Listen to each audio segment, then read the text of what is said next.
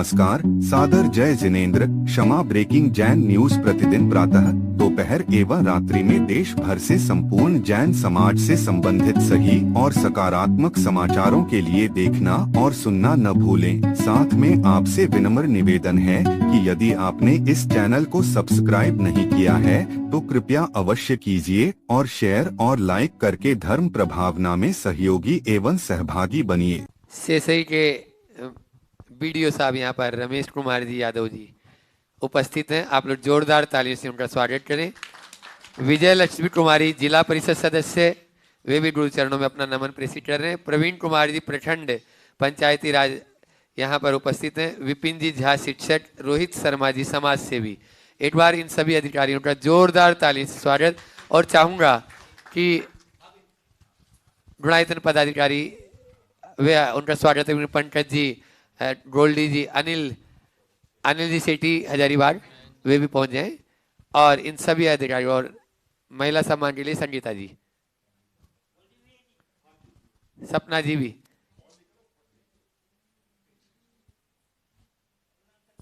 नीतू पाटोदी, वे भी इस समाज। आप लोग जोरदार तालियों से उनका स्वागत कर दें, सभी महानुभाव। और इनमें जो प्रश्न करना चाहें तो मैं चाहूंगा वे अपनी शंका धर्म और जीवन व्यवहार से जुड़ी हुई गुरु चरणों में रख सकते हैं। रमेश कुमार जी यादव जी माइक वहां तक पहुंचाएं। सम्मान सबका करें। प्रणाम महाराज।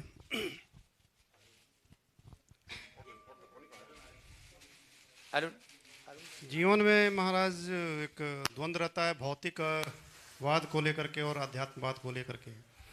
कभी कभी आदमी से फंस जाता है कि कौन से मार्ग को अपनाया जाए। चूँकि अभी का जैसा दौर चलता है महाराज, भौतिकवाद की ओर भी एक ऐसा उम्र होता है कुछ पड़ाव में भौतिकवाद की ओर लोग काफ़ी तेज़ी के साथ खींचे चले जाते हैं। लेकिन जब जैसे जैसे समय बीतता जाता है फिर अध्यात्म लगता है कि बहुत मेरा समय निकल गया, हमको अध्यात्मवाद की ओर पहले ही चले जाना चाहिए था। तो ये थोड़ा सा उलझन लगती है बाबा। बहुत सुंदर। पहले तो मैं चाहूँगा एक बार सबका जोरदार करतल ध्वनि से अभिनंदन करें, सबका सत्कार कर दीजिए जल्दी से।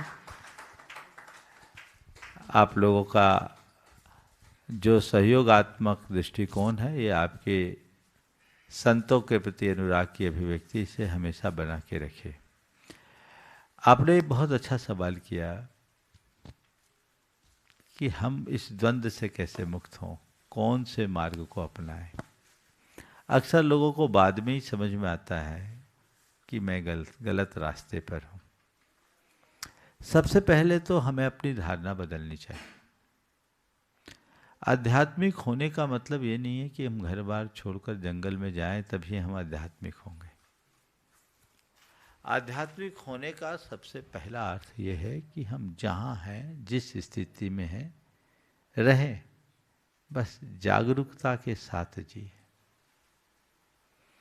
हम कोई भी क्रिया करें उसके प्रयोजन का स्मरण रखें। हमारे जीवन का मूलभूत ध्येय क्या है, लक्ष्य क्या है, उद्देश्य क्या है, ये सोचे। व्यक्ति अपने मन से सवाल करे कि आखिर मैं जी क्यों रहा हूँ, मेरे जीवन का मूलभूत उद्देश्य क्या है। जहाँ तक भौतिकवाद की बात है, भौतिक संसाधनों को अपनाना बुरा नहीं है, पर भौतिक संसाधन को लक्ष्य बनाना अच्छी बात नहीं है। जीवन निर्वाह के लिए जितना आवश्यक अपेक्षित है उतना आलम्बन ले, लेकिन ये बात अपने मन मस्तिष्क में अंकित कर दे कि इनका कोई अंत नहीं है। ये तो एक मृग तृष्णा है जो पूरे जीवन दौड़ाएंगे, पहुंचाएंगे कहीं नहीं।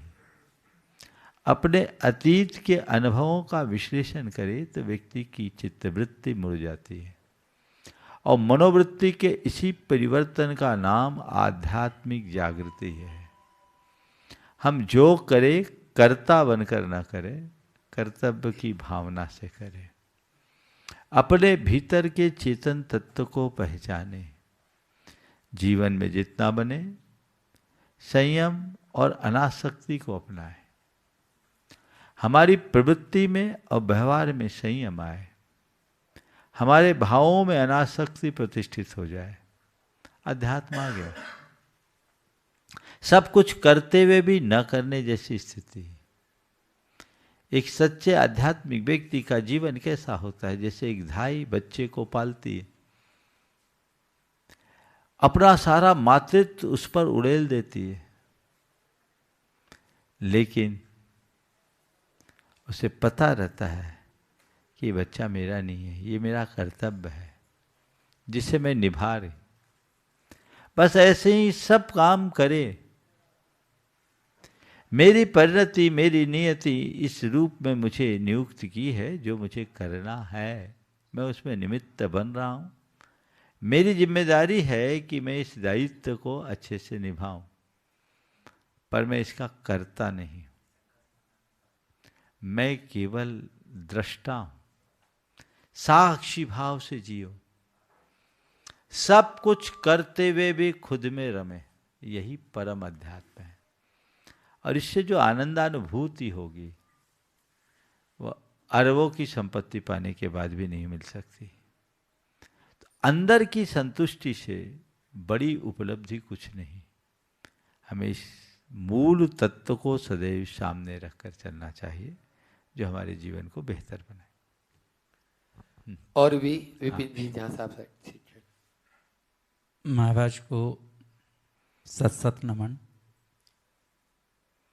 महाराज, मैं सरकारी विद्यालय में शिक्षक हूँ और कभी कभी मुझे ऐसा लगता है कि समर्पण भाव से काम करने के बाद भी कभी अपमानित महसूस करता हूँ और असहज हो जाता हूँ।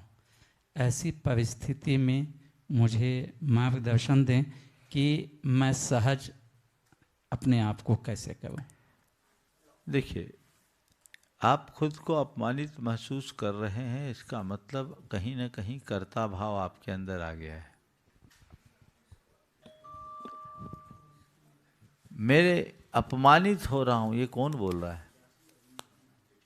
ये जो मैं है ना, उसको हटा दो।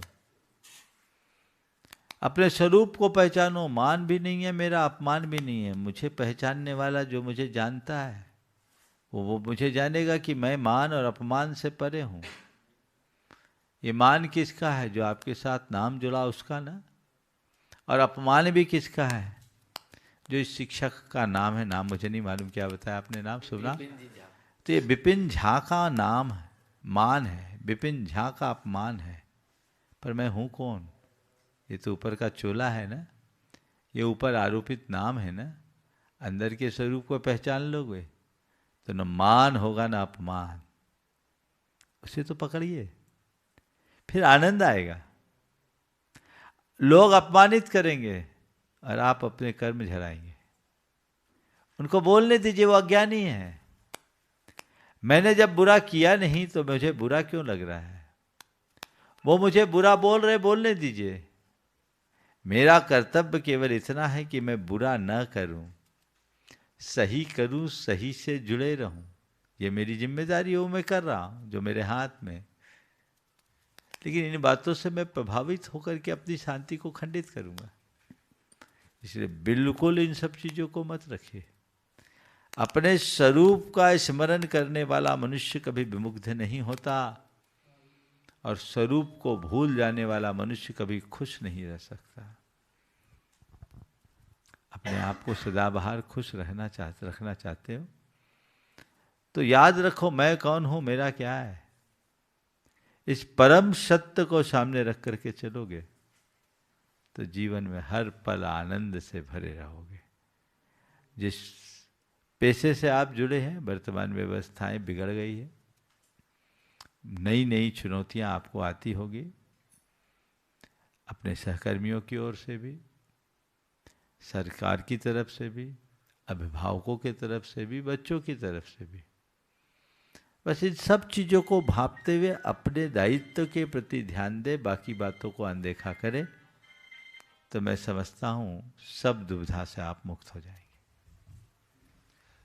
रोहित शर्मा जी समाज सेवी। आप करेंगे? हाँ, विजय लक्ष्मी कुमारी जी जिला परिषद सदस्य। आप बोल लीजिए, पहले आप बोलिए। बहुत बहुत धन्यवाद। हमारे महागुरु आज उपस्थित हुए हैं, उनका हार्दिक अभिनंदन। और साथ ही हम लोग का सौभाग्य है कि आप यहाँ पर और सभी परिवार उपस्थित हुए हैं। सभी को नमस्तु नमस्तु नमस्तु। मेरा प्रश्न है कि हम सब मनुष्य हैं और हमारा जो कर्तव्य है इसमें एक संघर्ष आता है, और इसमें हम लोग बहुत सारी कुछ अच्छी आदतें और बुरी आदतों को लेकर चलते हैं। लेकिन कभी कभी हमें खुशी भी मिलती है, दुख भी मिलती है। लेकिन क्या हम इस जीवन में अपने कर्तव्य के प्रति कभी कभी अपना जो भी त्रुटियां आती हैं उसमें हम लोग सहयोग नहीं दे पाते हैं? हमें मार्गदर्शन करें। देखिए, कर्तव्य का पालन करें, बुरी आदतों से प्रतिज्ञा पूर्वक दूर रहे, क्योंकि आदतें नैसर्गिक नहीं होती, आदतें हम सीखते हैं। तो आदतों को बदलना हमारी जिम्मेदारी है। हम आदतों को बदलने का प्रयास करें, संकल्प पूर्वक अपने आदतों के प्रति जागरूक रहें। और मनुष्य अगर भीतर से जागरूक हो तो अपने आदतों को बदल सकता है।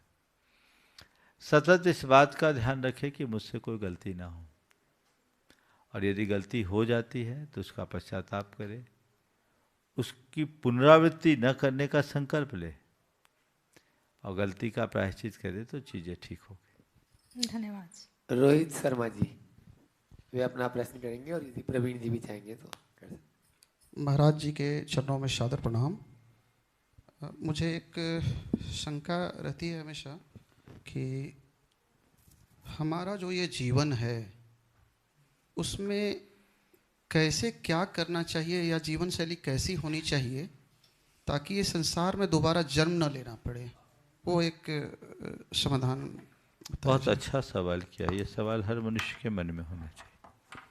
हम ऐसी कैसी जीवन शैली अपनाएं जिससे संसार में दोबारा जन्म न लेना पड़े। देखिए, 4 बातें अपनाइए। पहले अपने आप को पहचानिए। मैं कौन हूँ, मेरा क्या है। जब तक व्यक्ति अपने आप को नहीं पहचानता उसके जीवन में बदलाव नहीं आता। तो ये सवाल, मैं कौन हूँ, है ना। फिर दूसरी बात, मैं क्या कर रहा हूँ, इसका विचार करिए। जो मैं कर रहा हूँ उसका प्रयोजन क्या है, वो सही है या गलत है, इसका विचार हम खुद से करें। तीसरी बात, मुझे क्या करना चाहिए,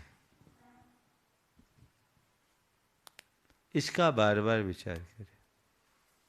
अंतरात्मा बताएगी कि मुझे ये करना चाहिए, हर व्यक्ति जानता है। और चौथी बात, मेरा क्या है। जब ये 4 सवाल अपने मन में उठाओगे, मैं कौन हूँ, मैं क्या कर रहा हूँ, मुझे क्या करना चाहिए और मेरा क्या है, तो अंदर से इसका जो समाधान आएगा वो पूरे जीवन की धारा बदलेगी। और उसमें हमारे जीवन में 4 चीज़ें आएगी। पहली, स्वयं की समझ। दूसरी, सकारात्मकता। तीसरी, संयम। और चौथी, संतोष। ये 4 बातें हमारे जीवन में घटेगी। समझ, सकारात्मकता, संयम और संतोष जिसके जीवन शैली में जुड़ जाए, उससे खुश कोई मनुष्य नहीं रह सकता, और वो भवसागर से पार उतर सकता है, वही उतर सकता है। तो अपनी समझ विकसित करें, जीवन में सकारात्मक दृष्टिकोण जगाएं, संयमित और संतुलित जीवन जिए, और मन में संतोष रखे। प्रयास करें परिणामों को लेकर के सदैव संतोष रखे। यदि इन सब बातों को अपना करके चले, जीवन निश्चित तौर पर बेहतर बनेगा। बहुत बहुत धन्यवाद। प्रवीण जी अपना प्रश्न कर रहे हैं सही से, और तैयार रहेंगे अरुण जी, सीमा जी डंडवाल, रांची। बाबा जी को कोटि कोटि नमन। बाबा जी, देखा जाता है कि हमारे लाइफ में ज़्यादातर मेरे साथ में ये होता है कि लोग क्या अपेक्षा करते हैं हमसे, जस्ट उसका अपोजिट हो जाता है। देखा जाता है कि वो अगर मेरे से जो अपेक्षा करते हैं, चाहे वो नेगेटिव हो या फिर पॉजिटिव हो, तो उसमें ओवर थिंकिंग आ जाता है कि भाई हम, अब मेरे को लगता है कि वो अगले को मुझे खुश करना है, उस सोच करके मुझे वो काम करना पड़ता है, चाहे वो सही हो या फिर गलत हो। ज़्यादातर सर यही होता है मेरे साथ में। तो इसको कैसे हम अपने मन को कैसे संतुलन करने का कुछ अगर उपाय हो तो। देखिए, संसार की अपेक्षा को पूरा करने में तो भगवान भी समर्थ नहीं है क्या बोलो? जी बाबा जी। तो पहली बात अपने मन में ही बिठा लीजिए कि मैं सबकी अपेक्षाओं की पूर्ति नहीं कर सकता। जी। हाँ, मेरे हाथ में इतना है कि मैं किसी की उपेक्षा न करूं। अगर मैं किसी की उपेक्षा करता हूं तो ये मेरी चूक है, पर यदि मैं किसी की अपेक्षाओं की पूर्ति में समर्थ नहीं हो पाता तो ये मेरी विफलता नहीं, ये मेरी सामर्थ्य की कमी है। हर व्यक्ति की अपेक्षाओं को पूरा करना बस का नहीं है, करने की भावना रखें, और जब कभी भी ऐसा लगे कि मैं सामने वाले की अपेक्षा की पूर्ति नहीं कर पा रहा हूं, तो उस बात को लेकर मन में चिंतित होने की जगह भगवान से एक ही प्रार्थना करो, हे प्रभु मुझे इतना सामर्थ्य दे दो, इतनी सामर्थ्य दे दो कि मैं सबकी अपेक्षाओं पे खरा उतर सकूं। दूसरी बात, यदि किसी की अपेक्षाएं गलत है तो गलत अपेक्षाओं की पूर्ति तो हमें करना ही नहीं। जैसे कोई व्यक्ति आपसे मर्यादाहीन आचरण की अपेक्षा रखे तो एक निष्ठावान मनुष्य उसे कभी भी पूरा नहीं करेगा। कोई अपराध करने की बात चाहे, कोई समझदार नागरिक उसे स्वीकार नहीं करेगा। अब इससे वो सामने वाला अपने आप अपनी उपेक्षा माने तो वो जाने, पर मैंने उपेक्षा की नहीं, पर जो अपेक्षा पूर्ति के योग्य नहीं है वो मुझे नहीं करना। समझ गए? तो ये दृष्टिकोण रखेंगे तो कभी ओवर थिंकिंग नहीं होगी। निश्चित इसका दूसरा पहलू आपके साथ ये भी होगा कि लोगों की आपसे अपेक्षा है तो आपकी भी लोगों से अपेक्षाएं होगी, और जैसे लोगों की अपेक्षा की पूर्ति न होने से होने वाले रिएक्शंस हमें परेशान करते हैं, वैसे ही खुद के एक्सपेक्टेशन को पूर्ण न कर पाने के कारण भी हम परेशान होते होंगे। तो मैं आप सबसे कहना चाहूँगा कि अगर कभी ऐसा हो तो अगर आपकी कितनी भी उपेक्षा हो, स्वयं को उपेक्षित महसूस न करें। कई बार ऐसा लगता भी है कि सामने वाले ने मेरी उपेक्षा की, पर यथार्थ ऐसा होता नहीं है। उपेक्षा करने का उसका भाव नहीं होता, पर सहज भाव से छूट जाता है। अभी इतने सारे लोग यहाँ बैठे हैं इस शंका समाधान में, महाराज जी के पास बहुत सारी पर्चियाँ हैं।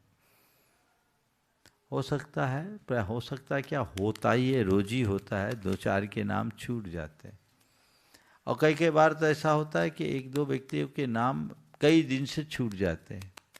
अब वो चार्ज करे कि महाराज जी ने मेरा नाम छोड़ दिया, मेरी उपेक्षा कर दी, तो यह उसकी नादानी है। भाई समय की सीमा है, आपका नाम अंदर आ गया, लेकिन पहले सवालों में इतना समय लग गया तो मैं क्या कर सकता हूँ? तो अगर किसी का नाम नहीं आया तो ये महाराज के द्वारा की गई उपेक्षा है क्या? लेकिन अहंकारी व्यक्ति अब से अपने आप को की उपेक्षा मान लेता, वो खुद को उपेक्षित महसूस करेगा और व्याकुल चित्त होगा। तो किसी ने, वो बोलेगा सामने वाले ने मेरा काम नहीं किया। ये अहंकार की भाषा है, दुखी बनाएगी। जीवन के सत्य को जानने वाला विनम्र व्यक्ति, जिसका चिंतन समग्रता से जुड़ा होगा, उसकी भाषा बदलेगी। वो आरोप की भाषा नहीं कहेगा। वो ये नहीं कहेगा कि उसने मेरी उपेक्षा की, उसने मेरा काम नहीं किया। वो कहेगा वो काम नहीं कर पाया, करना तो चाहता था, नहीं कर सका। दृष्टिकोण बदलेगा ना। तो आप भी जिनसे अपने कार्यों की अपेक्षा रखते हैं, हो सकता उसने काम करने की कोशिश की पर नहीं कर पाया। आप भी कईयों की अपेक्षा की पूर्ति के लिए अपना 100% लगा देते हैं, पर कई बार ऐसा होता होगा कि आप नहीं कर पाए। पर सामने वाला आपकी स्थिति को समझे बिना सीधी अपनी बात जब रखने का आग्रह करता है तो उसका क्रोध जगता है, उसकी प्रतिक्रियाएं हमें परेशान करती है। तो ये चीज़ों को ध्यान में रखना चाहिए। दूसरों की अपेक्षाओं की पूर्ति हम ना कर पाए तो अपनी स्थिति उन तक स्पष्ट कर देना चाहिए विनम्रता से, और सामने वाला अगर हमारी अपेक्षा की पूर्ति नहीं कर पा रहा है तो पहले उसकी स्थिति को जानना चाहिए, फिर बात करना चाहिए। धन्यवाद बहुत बाबू जी। आशीर्वाद। हाँ। Kshama breaking Jain news YouTube channel पर विज्ञापन देकर धर्म प्रभावना में बने सहभागी। विज्ञापन देने हेतु संपर्क कीजिए मोबाइल नंबर 9026900740 एवं समाचार एवं वीडियो भेजने हेतु WhatsApp number 9335236222। Kshama breaking Jain news YouTube channel देखने के लिए आपको बहुत बहुत धन्यवाद। सादर प्रणाम, सादर जय जिनेंद्र।